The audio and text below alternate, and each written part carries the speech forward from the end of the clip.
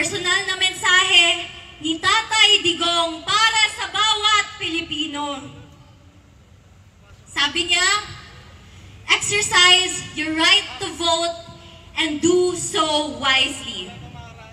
My warmest greetings of love to every Filipino.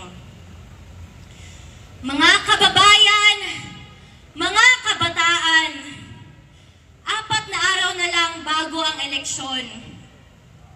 Huwag niyong ipagbili ang inyong mga boto.